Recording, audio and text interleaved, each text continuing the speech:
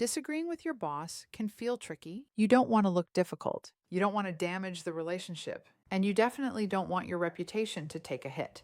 But here's the truth.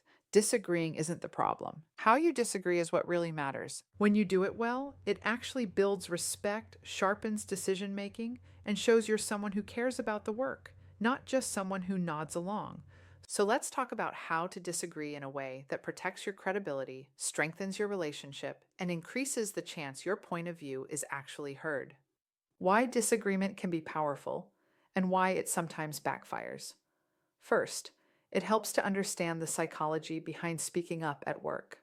Research shows that when teams handle disagreement well, they make better decisions, avoid blind spots, and create more innovative solutions. That's because constructive controversy, basically healthy debate, forces people to think more deeply and consider more options. But here's the catch. Whether you actually speak up depends a lot on context.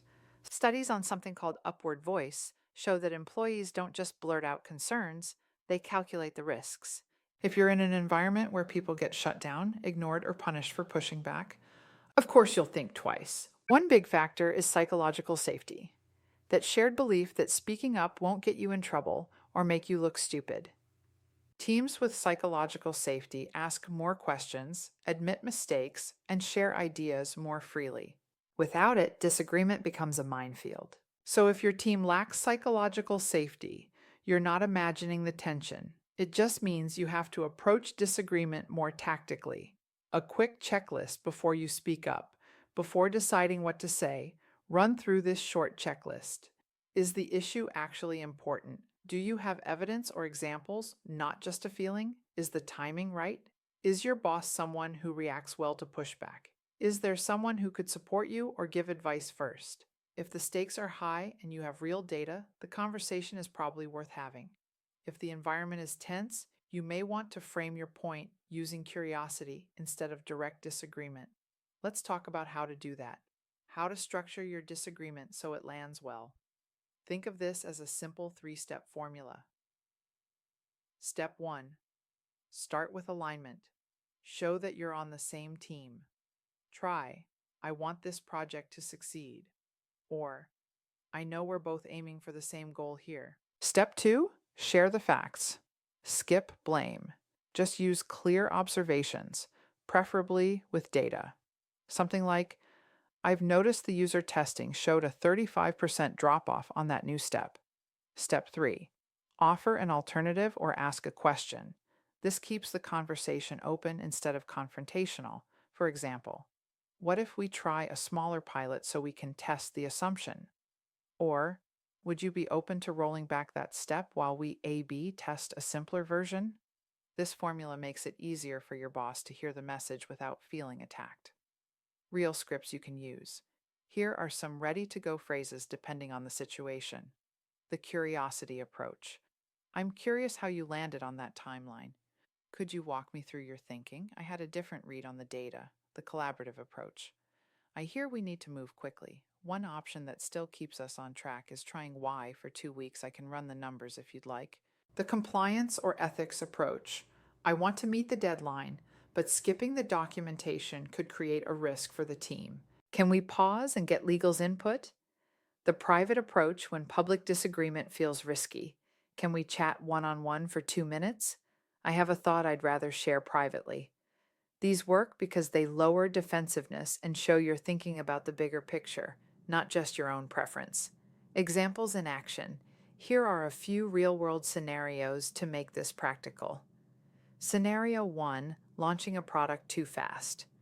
You might say, I want this launch to be successful. QA flagged 3 issues that could affect user retention. Could we do a soft launch to 10% of users first? I can coordinate it and report back in 48 hours. Scenario 2, resource decisions. I agree, we need more capacity based on the backlog. I think starting with 2 contractors for 3 months gets us further faster. Would you be open to testing that first? Scenario 3, ethical concerns. I care about the deadline, but I'm not comfortable skipping the required paperwork. It could expose the company to risk. Can we get a quick read from legal? Scenario 4, disagreeing gently in a meeting. Can I add a quick observation? Plan A assumes X, but our last 3 projects showed Y. What if we combine Plan A with a short pilot?